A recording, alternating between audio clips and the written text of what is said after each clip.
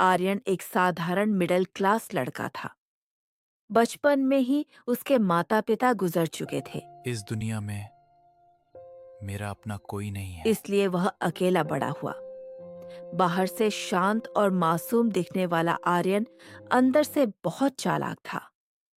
एक दिन आर्यन रास्ते से चलते चलते एक लड़की से टकरा गया।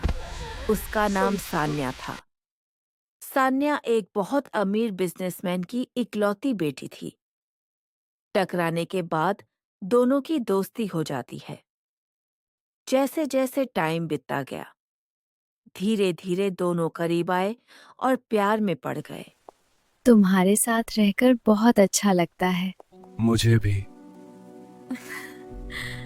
दोनों ने शादी करने का फैसला किया। अब से कुछ आप दोनों महीनों जीवन बाद साथी हैं। दोनों की शादी हो गई।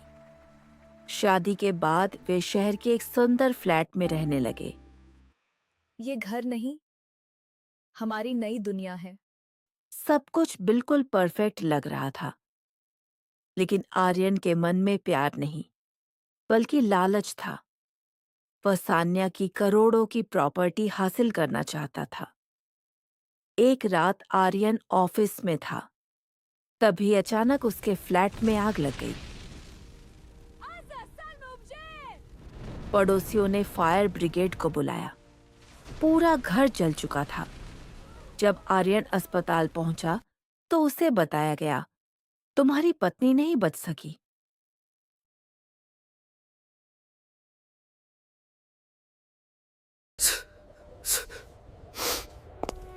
एक जला हुआ शरीर सफेद कपड़े में रखा था। चेहरा इतना बुरी तरह जल चुका था कि पहचानना मुश्किल था।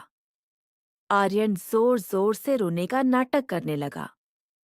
कुछ दिनों बाद उसने सान्या का अंतिम संस्कार भी कर दिया। वह उस फ्लैट में अकेला रहने लगा। कुछ दिनों बाद कौन है वहाँ? आर्यन को अजीब चीजें दिखने लगी। कभी रात में खिड़की के पास सान्या खड़ी दिखाई देती। आर्यन।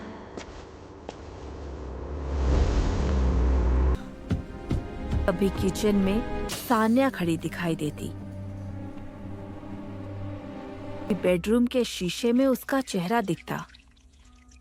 आर्यन डर के मारे पागल होने लगा। उसी दौरान उसके ऑफिस में दो नए कर्मचारी ज्वाइन हुए, रोहन और नेहा। दोनों धीरे धीरे उसके अच्छे दोस्त बन गए। आर्यन ने उन्हें अपनी मरी हुई पत्नी के बारे में बताया तो नेहा बोली, तुम्हें किसी साइकेट्रिस्ट से मिलना चाहिए। शहर में नया क्लिनिक खुला है, वो हमारे पहचान में है, तुम वहां दिखा सकते हो। आर्यन रोज उस साइकेट्रिस्ट से मिलने लगा। डॉक्टर बहुत शांत थी। वह बार बार उससे उसके रिश्ते, उसकी शादी और उस रात के बारे में सवाल पूछती। धीरे धीरे आर्यन मानसिक दबाव में आने लगा। एक दिन अचानक वह गुस्से में चिल्लाया, हाँ, मैंने ही शॉर्ट सर्किट किया था। मैं चाहता था कि वो मर जाए, उसकी सारी प्रॉपर्टी मुझे मिल जाती। कमरे में अचानक सन्नाटा छा गया। तभी पीछे का दरवाजा खुला और अंदर वही लड़की आई, सान्या। उसे देखकर आर्यन के पैरों तले जमीन खिसक गई। सान्या मुस्कुराई। सान्या बोली, मैं सिर्फ सान्या नहीं, सीबीआई ऑफिसर सान्या शर्मा हूं। आर्यन हैरान रह गया। तभी साइकेट्रिस्ट ने अपना आईडी कार्ड निकाला। और मैं कोई डॉक्टर नहीं, सीबीआई ऑफिसर डॉक्टर मीरा। फिर रोहन और नेहा भी कमरे में आ गए। वे भी सीबीआई एजेंट थे। सान्या ने कहा, तुम अमीर लड़कियों को प्यार के जाल में फंसाकर उनसे शादी करते थे, फिर उनकी प्रॉपर्टी हथियाने के लिए उन्हें मार देते थे। हम काफी समय से तुम्हारे पीछे थे। आर्यन कांपने लगा। आर्यन ने पूछा, लेकिन वो जला हुआ शरीर? डॉक्टर मीरा बोली, वो असली इंसान नहीं था, सीबीआई द्वारा बनाया गया एक डमी पुतला था।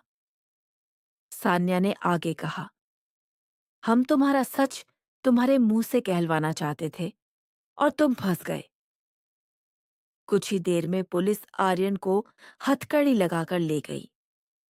इस बार उसकी नकली मासूमियत काम नहीं आई। कोर्ट ने उसे फांसी की सजा सुनाई। जेल की सलाखों के पीछे बैठा आर्यन आज भी रात में वही जला हुआ चेहरा देखता है। लेकिन इस बार वो कोई भूत नहीं, उसके अपराध बोध का डर है।